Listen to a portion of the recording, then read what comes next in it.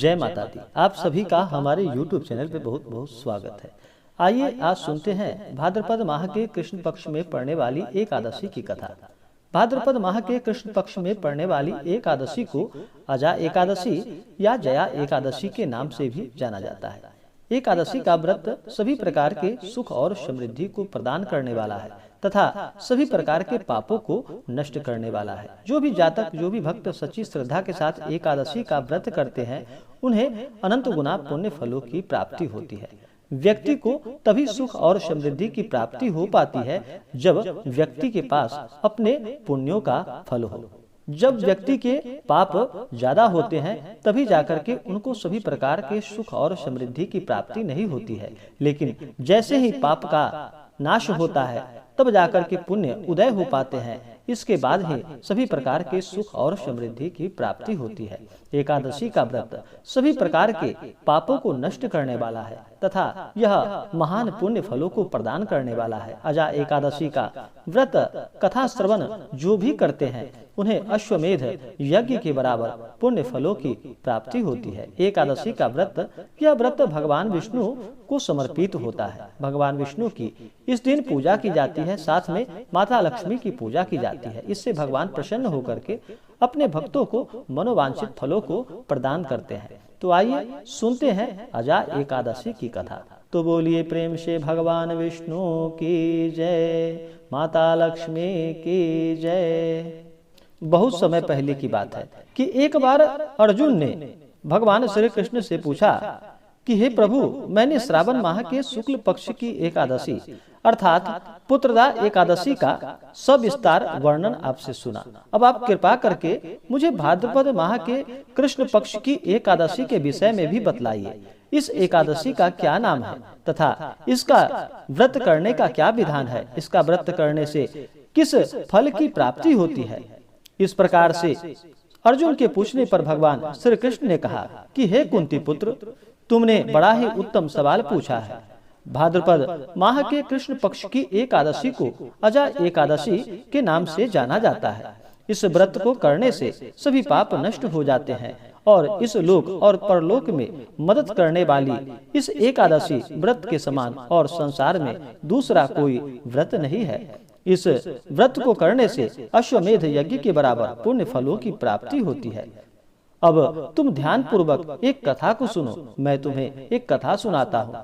इस प्रकार भगवान श्री कृष्ण अर्जुन से कहने लगे, पौराणिक काल में भगवान श्री राम के वंश में अयोध्या नगरी में एक चक्रवर्ती राजा हरिश्चंद्र नाम के एक राजा हुए।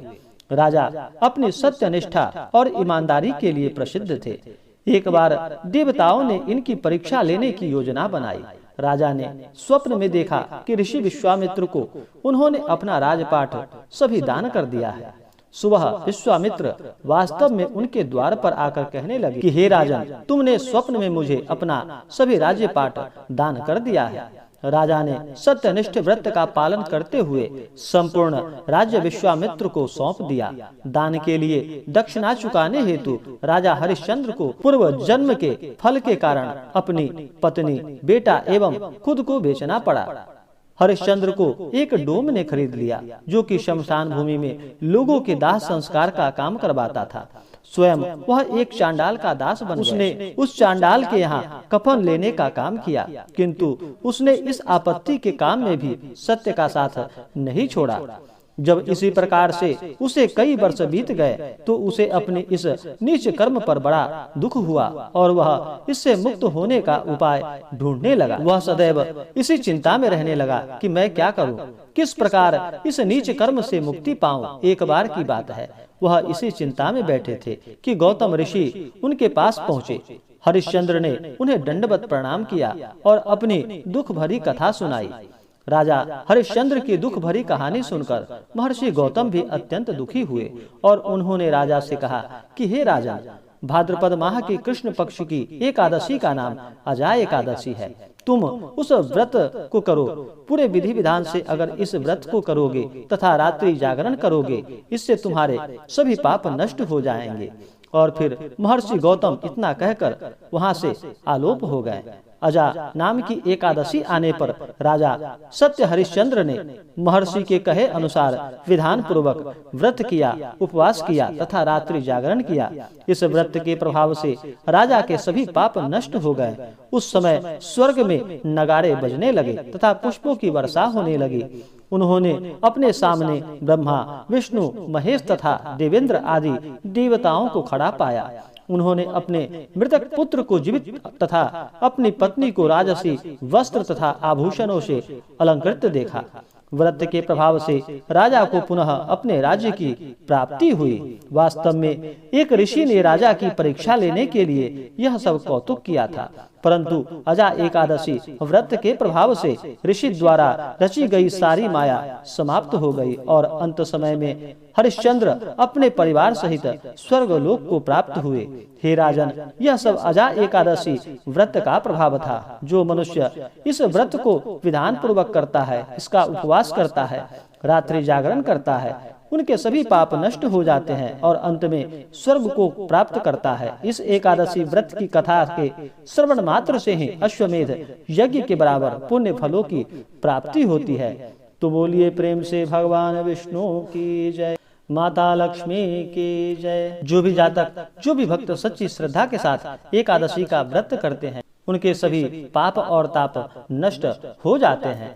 जो भी जातक एकादशी का व्रत करते हैं, उन्हें चाहिए कि 10वीं की रात्रि में शुद्ध और सात्विक भोजन ग्रहण करना चाहिए और रात्रि में ब्रह्मचर्य का पालन करते हुए भगवान नाम का स्मरण करते हुए रात्रि में सोना चाहिए और अगले दिन सुबह एकादशी के दिन ब्रह्म मुहूर्त में ही उठ करके नित्य क्रियाओं से निवृत्त होकर के इस दिन गंगा नदी में स्नान करना चाहिए। गंगा नदी में अगर स्नान ना कर पाए तो घर के जल में ही थोड़ा सा गंगा जल मिला करके स्नान करना चाहिए और शुद्ध वस्त्र धारण करना चाहिए और फिर व्रत का संकल्प लेना चाहिए और भगवान से प्रार्थना करनी चाहिए कि हे प्रभु भगवान विष्णु, माता लक्ष्मी, आज मैं आपके अजा एकादशी का व्रत करने जा रहा हूँ या करने जा रही हूँ। इस प्रकार से भगवान से प्रार्थना करनी चाहिए।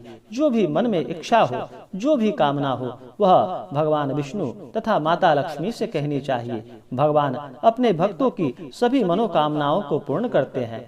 इस प्रकार भगवान से प्रार्थना करके फिर दिन भर व्रत उपवास रहते हुए भगवान का 2 समय पूजन करना चाहिए और रात्रि में जागरण करते हुए भजन कीर्तन करते हुए समय व्यतीत करनी चाहिए और अगले दिन सुबह द्वादशी के दिन सुबह उठ करके स्नान करके शुद्ध वस्त्र धारण करनी चाहिए। भगवान सूर्य देव को अर्घ प्रदान करनी चाहिए।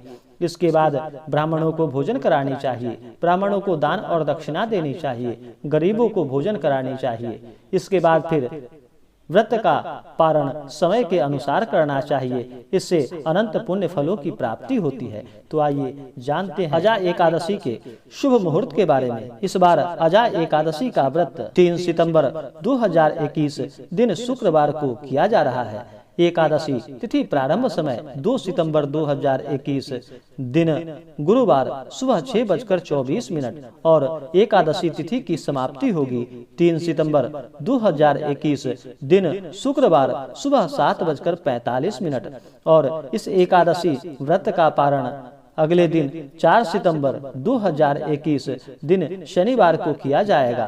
पारण का समय सुबह 5:31 से सुबह 8:24 तक इस व्रत का पारण किया जाएगा।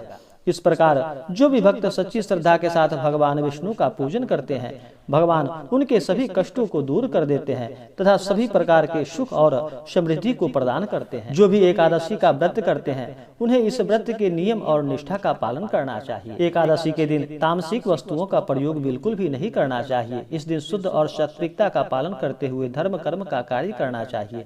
इस दिन मांस, मदिरा, लहसुन, प्याज आदि का प्रयोग बिल्कुल भी नहीं करना चाहिए। व्रती को इस दिन चावल ग्रहण नहीं करना चाहिए। चावल ग्रहण करने से एकादशी के दिन कहा जाता है कि रेंगने वाली जीवों के रूप में जन्म लेना पड़ता है।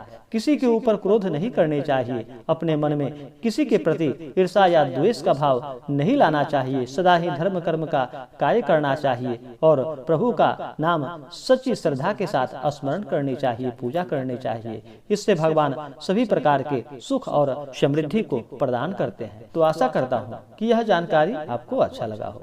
ऐसे ही जानकारियाँ प्राप्ति के लिए हमारे इस चैनल को लाल बटन दबा करके सब्सक्राइब करें, साथ में बेल आइकन घंटी को दबाना बिल्कुल ना भूलें, ताकि मेरे वीडियो का नोटिफिकेशन आपको समय समय से मिलता रहे।